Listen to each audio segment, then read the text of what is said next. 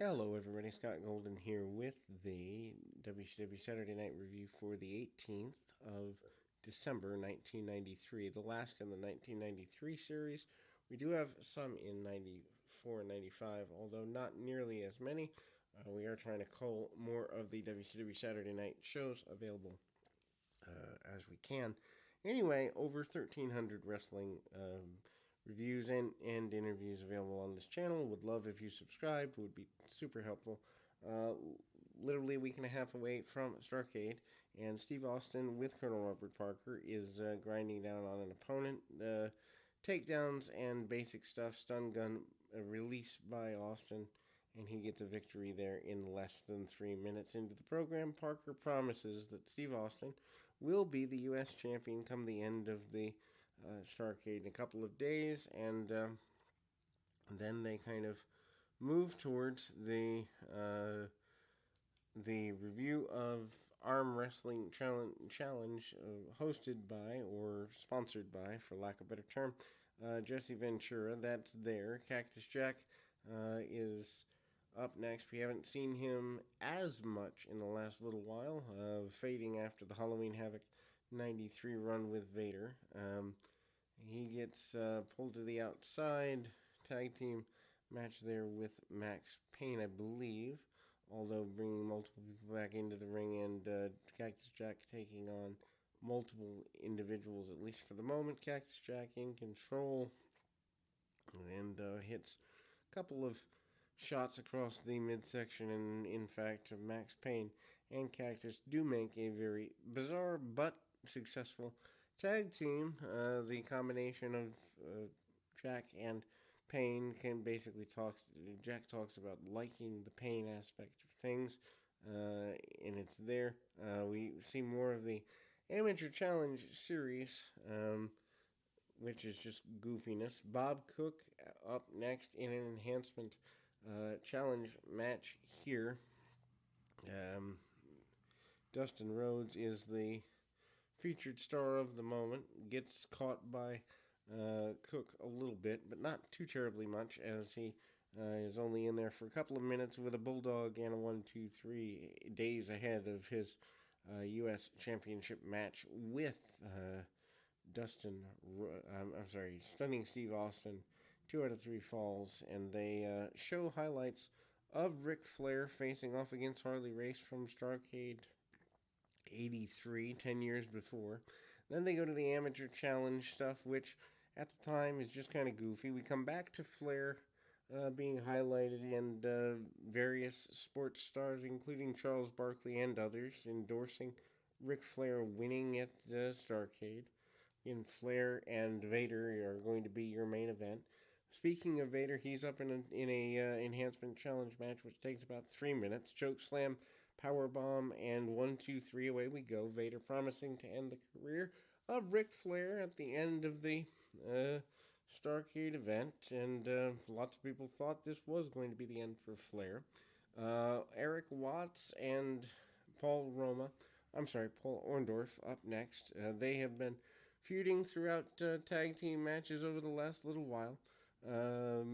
Hammerlock on the wrist, kind of a wrist hammerlock, so to speak. Bridge back by Watts. Watts out there on his own, whereas Orndorff has the managerial advice of the assassin, which I don't really ever understand that pairing.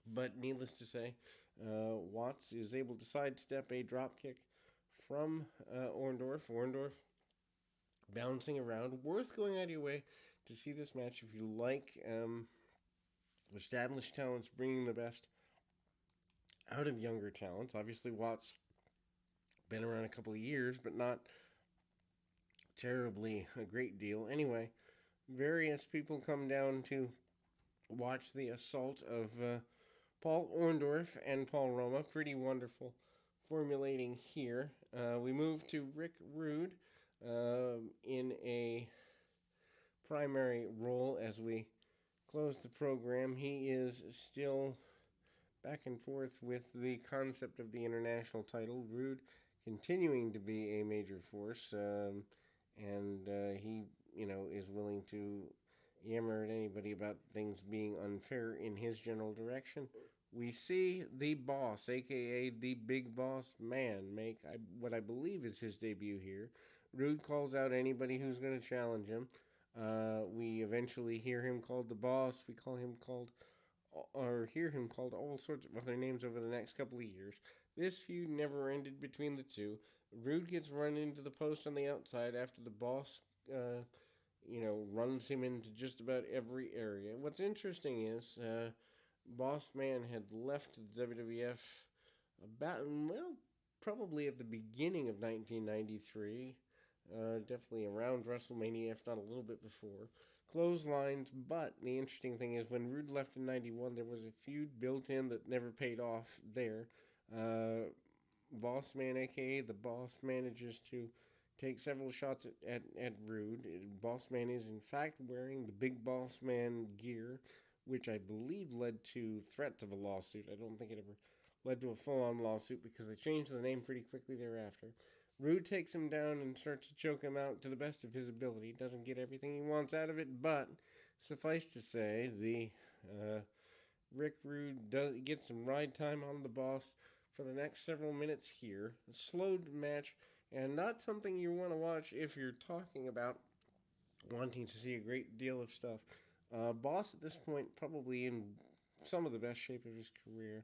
91 through about 90, maybe the end of 94. Probably his best shape in terms of just being able to move around. Anyway, Boss sends him to the top rope, and Boss promises justice to whomever will listen. With about 3 minutes left in the program, they're still going at it, bouncing around. Rude takes a good deal of selling. Nothing finished between the two as the atomic drop leads to a short-term benefit. Rude takes 2 bumps. One on the atomic drop, and second on his butt.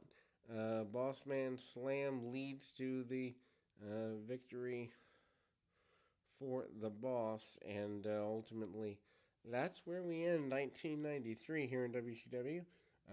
We will be adding, as I mentioned, some shows from other years, but they will be much more sporadic. Also going to be starting new series and other great stuff. In any event, keep your feet on the ground, your mind in the moment. Till next time, everybody.